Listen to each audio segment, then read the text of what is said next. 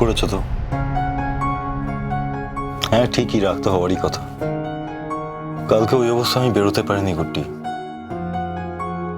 শরীরটা একদম ভালো লাগছিল না।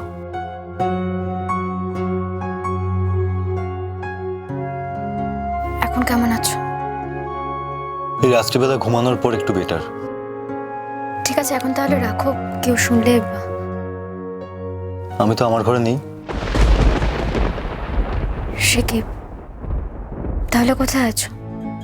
আমি এই গেস্ট রুমেই শুয়ে আছি, কালকে আর উঠিনি এখান থেকে। কেন? শিরিন দিদি এত রিয়াক্ট করেছে তাই ঘরে থাকতে পারোনি? না, শিরিন অনেকবারই ডাকতে এসেছিল আমাকে, আমি ইচ্ছা করেই যাইনি। আমার ঘুমও পেয়েছিল আর ভালো লাগছিল না। আর তাছাড়া আমার একটা বড় অ্যাসাইনমেন্ট আছে সামনে, তাই একটু নিজের মাইন্ডটাকে ফ্রি রাখতে চেয়েছিলাম, একটু স্ট্রেস ফ্রি থাকতে চেয়েছিলাম, তাই এখান থেকে আর যাইনি। ওখানে গেলেই শিরিন এখন নানা রকমের কথা শোনা, তো ভালো লাগছিল না। আর একটা সত্যি কথা কি জানো তো,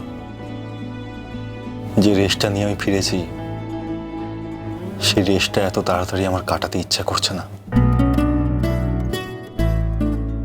তুমি একটা ভয়ঙ্কর সর্বনাশের পথে পা বাড়িয়েছো।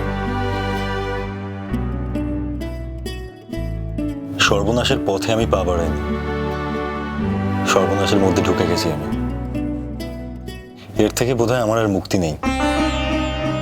তুমি হয়তো মুক্তি পেতে পারো গুড্ডি, কিন্তু তুমি মুক্ত হলেই যে আমিও মুক্ত হয়ে যাব তা কিন্তু নয়। আমি নিজের সর্বনাশ নিজেই করেছি, নিজের কবর আমি নিজেই খুঁড়েছি। এর থেকে আমার বোধহয় আর মুক্তি নেই। মানে? গুড্ডি, একটা কথা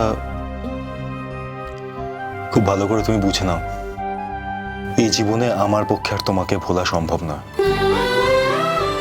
আমার জীবনটা দুভাগে ভাগ হয়ে গেছে। ঠিক দুভাগে ভাগও নয়, আমার জীবনের ক্রমশ তোমার দিকে পাল্লাটা ভারী হচ্ছে। আমার মন, আমার আমার সমস্ত কিছু, আমার কাছে সমস্ত কিছু বড় অর্থহীন মনে হচ্ছে তুমি ছাড়া। আমি জানি এটা হয়তো ক্রাইম, এটা হয়তো অন্যায়, আমি বুঝতে পারছি হয়তো আমি শিরিনকে এইভাবে অপমান করতে পারি না, কিন্তু বিশ্বাস করো, আই ক্যান্ট হেল্প ইট। আমার পক্ষে সম্ভব হচ্ছে না। দেখো, মানুষের মনের উপর তো কারো শাসন চলে না। আমি হয়তো জোর করে তোমাকে ভুলে শিরিনের সঙ্গে থাকতে শুরু করলাম, কিন্তু ভুলতে আমি পারবো না গুড্ডি। আমার মন আমাকে ভুলতে দেবে না গুড্ডি।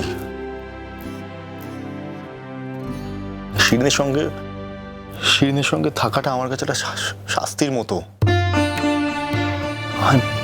আমি কিছুতে পারছি না, হচ্ছে না আমার দ্বারা। কিন্তু আমি শিরিনকে ওটা বলতে পারছি না, তুমি এখান থেকে চলে যাও। এই কনফিউশনটা আমার জীবনটাকে শেষ করে দিচ্ছে, আমার জীবনটাকে কাটাছেড়া করে ফেলছে পুরো। একসময় মনে হয় তাই মরে গেলেই বোধহয় ভালো হয়। আর তো কিছু দিতে পারোনি আমাকে, অন্তত এই বেঁচে থাকাটুকু আমার থাক। কি বললে? যা বলেছে একদম ঠিকই বলেছে। যখন কিছুই দিতে পারোনি আমাকে, তখন বেঁচে থাকাটুকু আমার থেকে কেড়ে নেবে কেন? তোমার বেঁচে থাকাতে আমার যে কিছু উপকার হয় সেটুকু বোঝো। উপকার? হ্যাঁ, উপকার। আমি উপকারই বলবো, উপকার ছাড়া আর কি বলবো। তবে আমার কি উপকার হয় সেটা আমি তোমাকে বোঝাতে পারবো।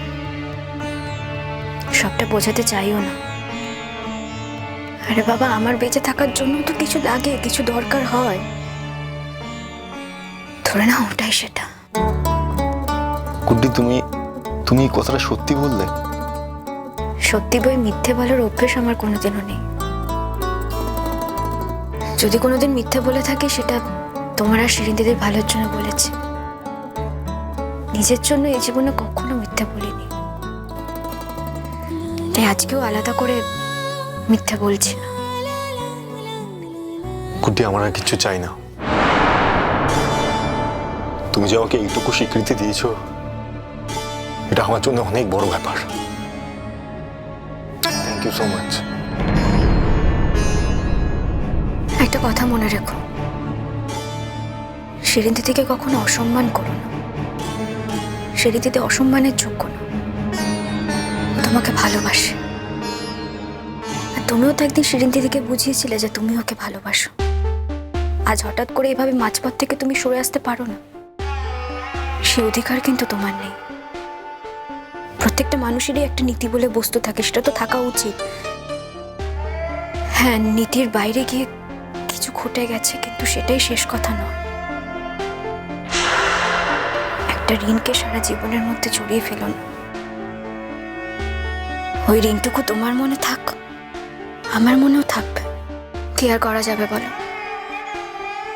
এই জীবনে তো তোমার বউ হয়ে থাকতে পারিনি আমি। তোমার হাতেও কিছু নেই, আমার হাতেও কিছু নেই। এই কথাটা শুনলে আমার মনটা ভেতর থেকে কেঁদে ওঠে গুড্ডি। নিভে আসে সমস্ত আলো। আমার তখন মনে হয় যে আমার আর সত্যি বেঁচে থেকে কোনো লাভ নেই। আমার জীবনের কোনো আশা নেই। কে বলেছে তোমার সামনে আশা নেই? অনেক আশা আছে তোমার সামনে। তোমার জীবনে শিরিন দিদির মতো একটা মেয়ে আছে। তোমাদের একটা সুন্দর বেবি হবে। তাকে নিজের মতো করে সুন্দর করে বড় করবে, মানুষের মতো মানুষ করে তুলবে। শুধু একটা কথা বলবো, ওই বেবিকে আমার কাছে একটু দিও, আমাকে একটু আদর করতে দিও। ওকে আদর করার মধ্যে দিয়ে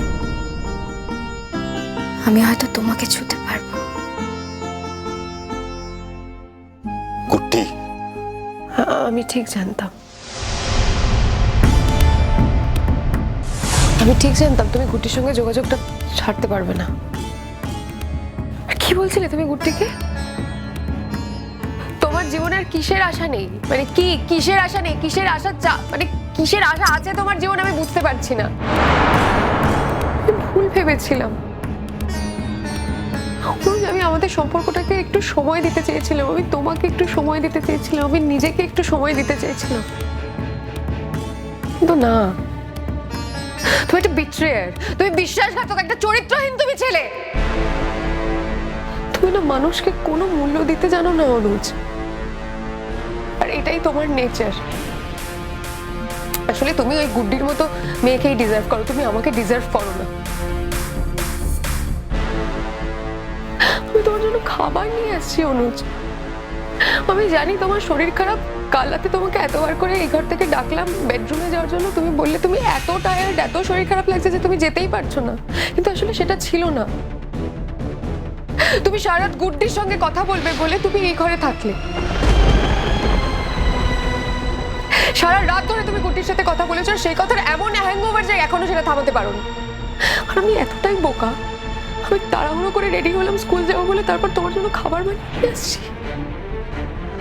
যে তোমার আজকে এত ইম্পর্টেন্ট একটা কাজ আছে, তোমাকে স্ট্রেস ফ্রি রাখবো, তোমার শরীরটা খারাপ, আমি খাবার নেই।